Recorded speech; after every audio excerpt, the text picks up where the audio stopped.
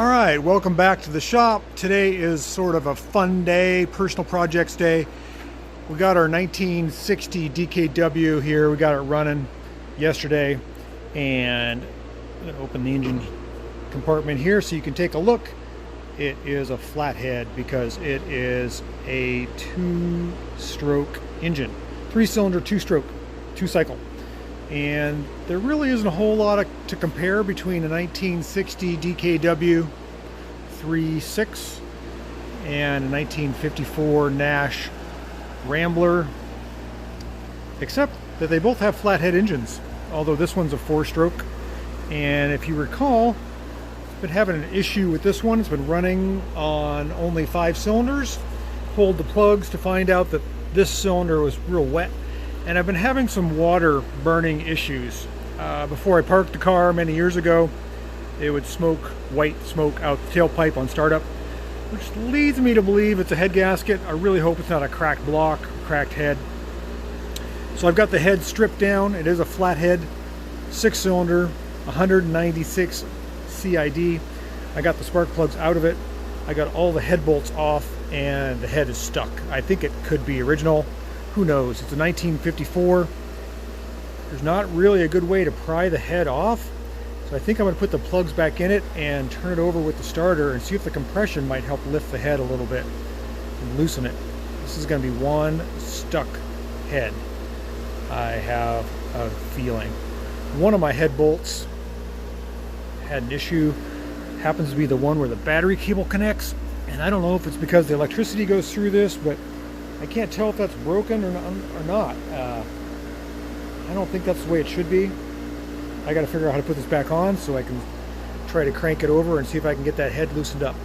I've got it all lubricated, penetrating oil soaking down in each one of these head threads to help it lift.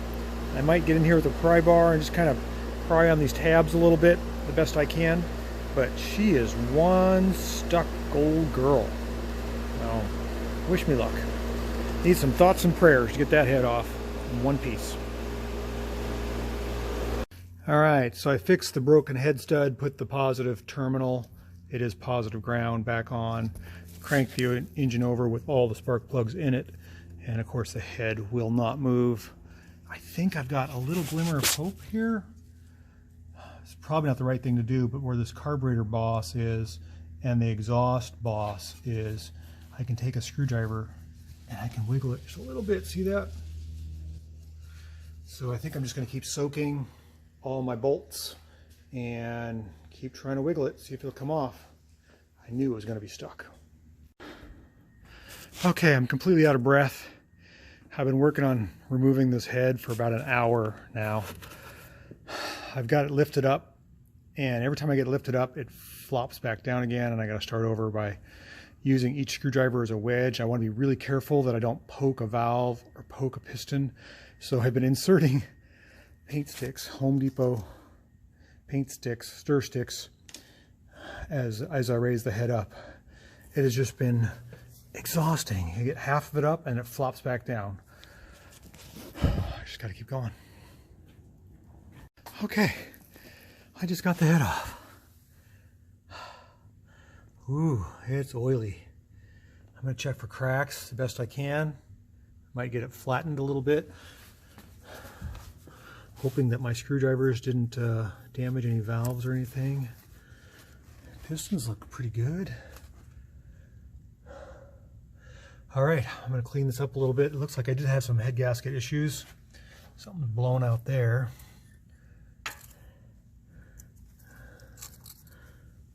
Let's get rid of my paint sticks. Oh, you can see where my screwdriver's been on top of that piston. Okay, so after all that sweat, we got the head gasket off, and I can see it's perforated and cracked in a couple spots. Well, I don't see it leaking to combustion chamber, but it may have. Nothing is bead blasted, whitewashed here. I mean, it's a little clean there, it's a little clean there. It's possible it was leaking a little tiny bit. That's number 5 cylinder. That's the one that I think I've been having problems with. So that would be about right here. I don't know. Let's take a look at the engine. It's grimy. Of course, it's flathead, so, or L-head, you might say. The valves are in the block.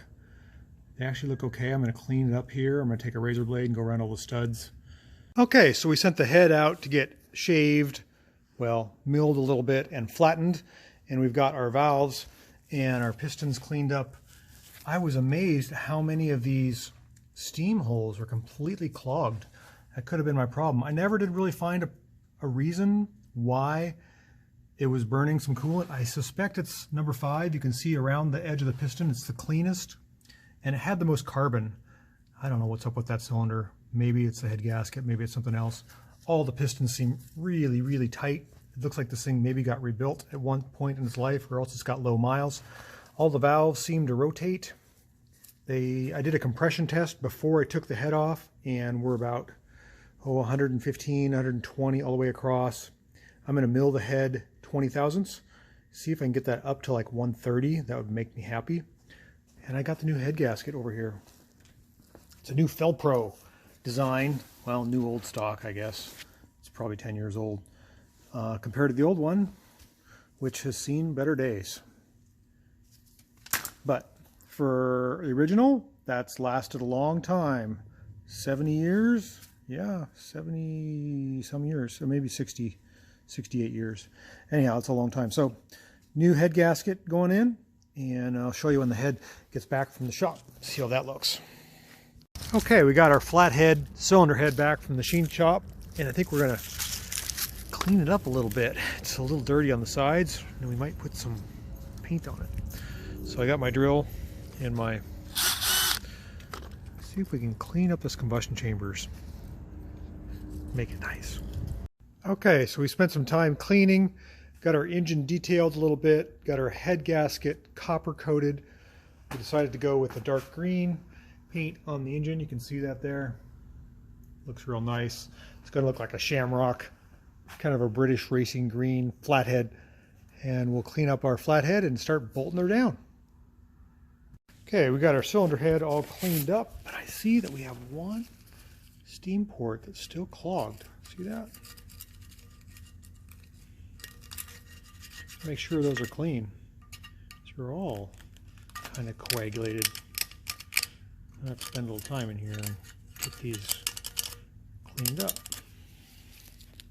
Okay, so we got our Nash 6-volt positive ground on life support again, and I just tried to fire it up. You can see there's a little smoke wafting out of the... It didn't want to run at all. I did a quick compression test. Looking about 90 on all cylinders, which is not what I was looking for. I think it's because I got crud down in the L-head valves when I was cleaning. So I'm going to put some new plugs in it. I got 3 new plugs in it. I'm going to put 3 more in it and see if she fires up. Okay, I think it's time. New spark plugs are in. Head is torqued. Head gasket's glued. I know I've got fuel pressure because when I did the compression test a little earlier, it was pumping fuel up the wazoo. I've got the booster on. It's a 6-volt boost. Oh, come on. Let's see if it'll start. I hope it does. Turn the key on. Push our starter button, which is our clutch. Oh, yes. Sounds pretty smooth.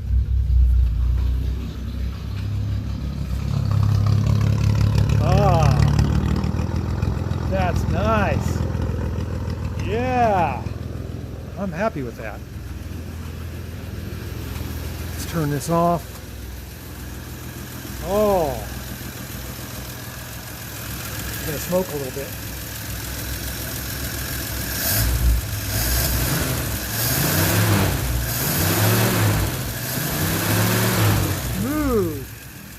Smooth as silk.